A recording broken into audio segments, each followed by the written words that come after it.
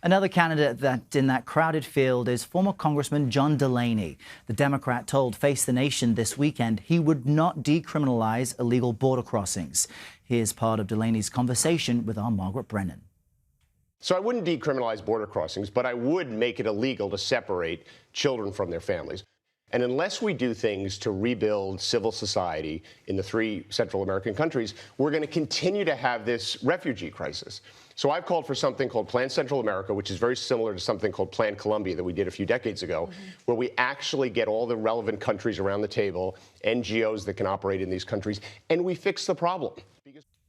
And we should highlight that on the second night of the debates last month, just one candidate on the stage did not raise their hand in favor of decriminalizing border crossings.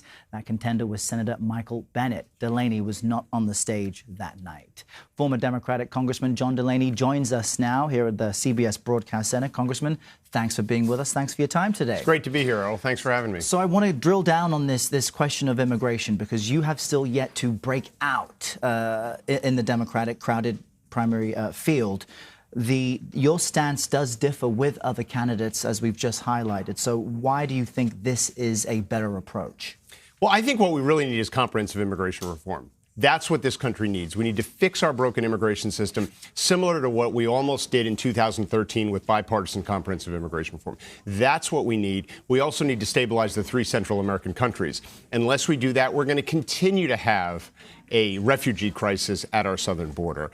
I have called to make it illegal to separate children from their parents. A lot of the candidates are calling for this decriminalization, if you will, for that reason. I think there's a more direct way of dealing with it. We just should pass a law saying you can't do that. You cannot separate children from their parents. And then I think we should get on to comprehensive immigration reform, because that's what this country needs. That's a real solution to our immigration problem. You know, you won't be able to implement any of your great ideas as you sell them if you don't resonate with the general public. The Morning Consult poll of 5,000 registered voters out Tuesday found that 37% of them have never heard of you, which, okay, you can work on that. But 36% have heard of you and have no opinion.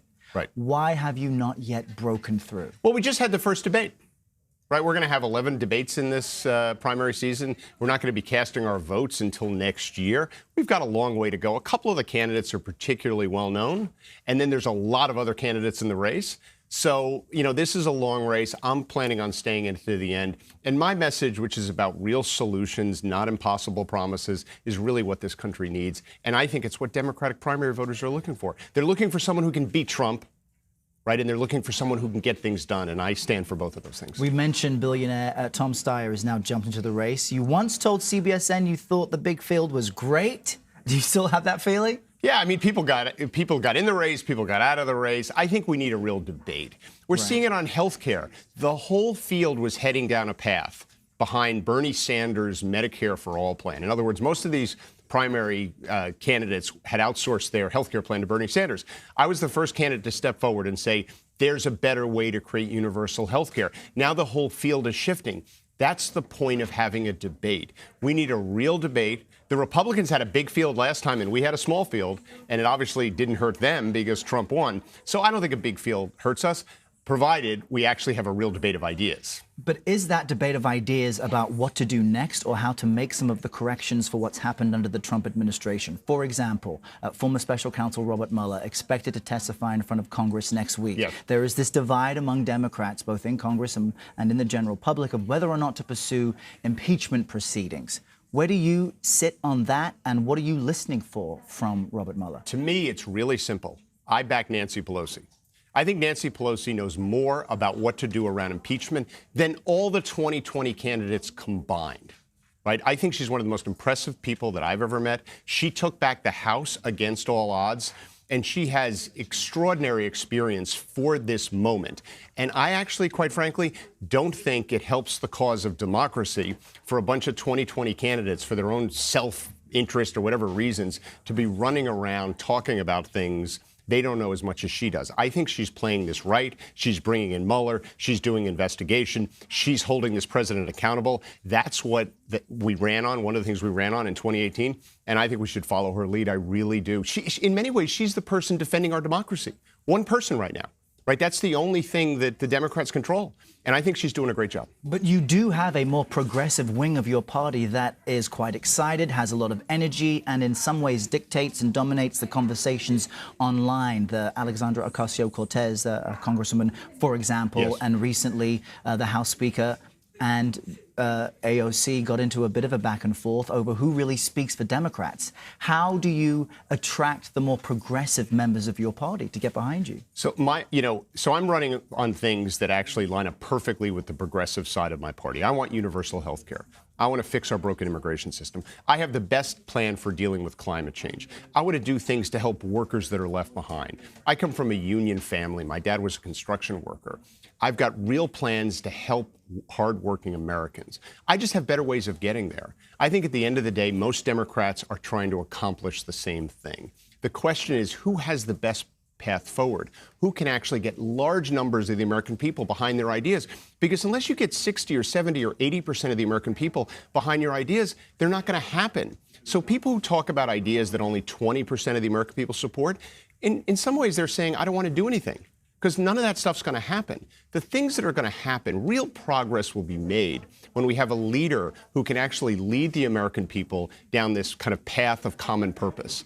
Focus on some of the things we agree with each other on and get those things done. That's what's been missing. And that's in particular what's missing with this White House, where we have someone who's incredibly divisive and doesn't even try to find common ground. So among those Democrats who all say their ideas are ambitious, you highlight that things need to be realistic. My campaign slogan in many ways is real solutions, not impossible promises. I'm a pragmatic idealist. The things I'm trying to do are big, but I have a way of making them happen. Every plan I have is workable. I tell the American people how I'm going to pay for it, and I tell the American people exactly how I'm going to get it done. That's really what we need in this country right now. And how transparent can we expect you to be? Former Vice President Joe Biden disclosed his tax returns on Tuesday. He and his wife earning more than $15 million since 2016. When will we see your financial statements? We're going to when I ran for Congress the first time, I released 7 years of tax returns. So I've already done this, and we're going to update that and release from there through the 6 years I was in Congress very shortly this summer. And you are bringing in donations, but a large part of your campaign is self-funded. Scrutiny over personal finances, something you are open to. Oh, totally. Listen, I had a 20-year career in business. I was an entrepreneur. I started 2 businesses from scratch. They created thousands of jobs. I helped small businesses all over this country. Everything my companies did, they were both publicly traded companies. We had tremendous transparency, totally different than this president. Right, where we don't know anything. His dad handed him this business. He filed for bankruptcy. I've been comfortable running on my business record ever since I ran for office. Also, do you expect to qualify for the second round of Democratic debates? We do. If so, how? Well, the criteria is... How do you move the needle? Yeah, we're starting to move the needle. We're in the next debate that's coming up in a couple weeks. And then we have the debates in the fall. And there's the criteria, the bar's been raised. And we're working on achieving it. But what I'm hearing is just saying, I'm going to chug along here. When more people hear my ideas, they'll get behind me. Considering you are barely registering today, is there anything you would change about your approach? No. Listen, I think what I'm running on is what this country needs. And you have to be true to yourself. As I tell people, I'm not running for president to be the president. I'm running for president to do the job. And all the ideas I put forth on all the big issues of the day, employment, jobs, pay, healthcare, infrastructure, climate, the debt, all of these things, I have real solutions around, and that's what I'm running on. The field's really big now. The field's going to get smaller. I'm going to be in it, and then I think things are going to change. All right, we'll see what happens. Well, thanks for having me. Congressman John Delaney, thank you so much for your time today. Thank you.